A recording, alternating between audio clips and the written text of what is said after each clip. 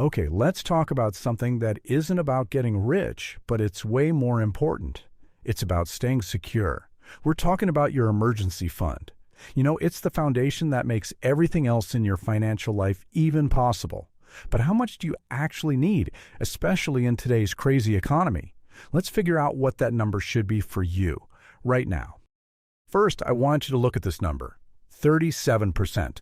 According to the Federal Reserve, that's how many American adults, more than 1 in 3, would have a hard time covering an unexpected $400 expense. Seriously, just $400. So that really makes you stop and think, right? What would you do? Would you have to borrow it? Sell something? Just throw it on a credit card and hope for the best? For millions of people, this isn't some abstract statistic. It's a terrifying, very real possibility. And hey, if you're in that boat, you need to know this isn't some personal failure on your part. Not at all. We're actually dealing with a huge, widespread problem here. It's basically a national financial crisis that's playing out one kitchen table at a time. And this chart shows exactly why we're all in this pressure cooker. Look at this. For the last 50 years or so, real wages, which you actually take home, have barely moved. But at the same time, the cost of essentials, we're talking housing, healthcare, they haven't just gone up, they've absolutely exploded. It's just simple math. When your costs grow way faster than your income, there's nothing left over to save. So, of course, you've heard the old advice a million times, just save 3 to 6 months of expenses. It's treated like it's written in stone. But here's the thing, that rule was made for a world, for an economy that just doesn't exist anymore. Just think about it for a second. That rule was born back in an era of stable, lifelong jobs, pensions from your company, and health care that didn't cost a fortune. And today, we live in a world of gig work, side hustles, crushing student debt, and medical bills that can bankrupt you even if you have insurance. The old advice, it just completely falls apart.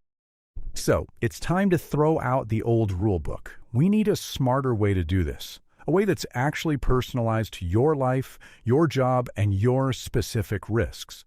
So let's break down the modern formula for figuring out what you really need to have stashed away. First things first, forget your normal budget. We are creating what's called a survival budget. This is the absolute bare bones minimum you need to get by each month. We're talking your rent or mortgage, your lights and water, food, and just the minimum payments on your debts. Everything else, eating out, subscriptions, fun stuff, it's gone for now. Okay, next up, you got to be really honest with yourself and figure out your personal risk factor. Are you the only one earning an income in your house? Is your job in a field that's kind of volatile, like you're a freelancer or in tech right now? Do you have kids or other people who depend on you? Every time you say yes, your risk goes up, and that means your financial cushion needs to be bigger than someone in, say, a stable 2-income household. And finally, we have to plan for those big one-time disasters, the oh no moments. Ask yourself, what is the single largest check I might possibly have to write out of the blue? For a lot of us, that's going to be your health insurance out-of-pocket maximum, or, what it costs to replace the engine in your car. Your emergency fund has to be big enough to take that hit without flinching. Now, when you put all these pieces together, the results are pretty eye-opening. Just look at these 2 examples. We have a low-risk software engineer who needs about $25,000. But then look at the high-risk restaurant manager. They're dealing with job instability and a worse health plan, so they need over $43,000. It's the same logic, but totally different outcomes. This right here is exactly why that one-size-fits-all advice just doesn't work. Okay, I know. Looking at numbers like that can feel, a little overwhelming, maybe even impossible. But listen, you don't climb a mountain in a single jump, right? The trick is to break it down into smaller, manageable chunks, or tiers. Each one you hit gives you this incredible boost in psychological security. So here's the game plan. Your first mission is to sprint to get your first $1,000 saved. That little amount, all by itself, protects you from almost 3/4 of common financial emergencies. After that, your next goal is to build up to 1 full month of your essential expenses. Then you aim for a 3-month core fund, and finally, that 6-month security fund. Each step is a huge win that lowers your stress and gives you more breathing room. So you're building up your savings. That is fantastic. But Where you keep that money is just as critical as saving it in the first place.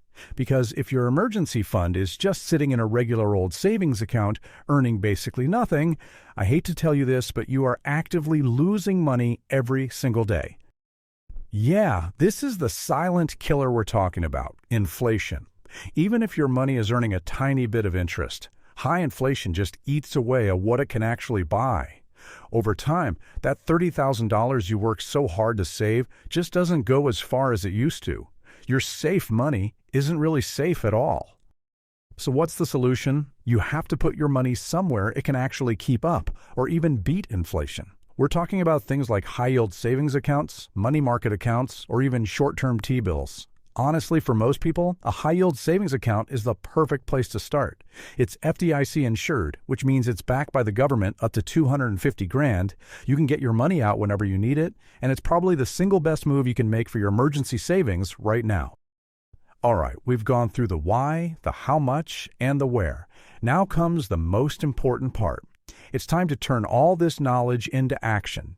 Let's bring it all home with one simple, immediate thing you can do. This is your mission, right now. Forget those big, scary numbers for a minute. Today, I just want you to do these two things. Number one, open a high-yield savings account. It literally takes 10 minutes online. And number two, set up one automatic recurring transfer from your paycheck. It doesn't matter if it's a small amount. Just start the habit. This is how it all begins. Because at the end of the day, that's what this is all truly about. An emergency fund isn't just a pile of cash. It's your buffer against chaos. It's what gives you the power to say no to a bad job or a bad situation. It's the freedom to handle bad luck without it turning into a total catastrophe. It's not just financial security, it's freedom.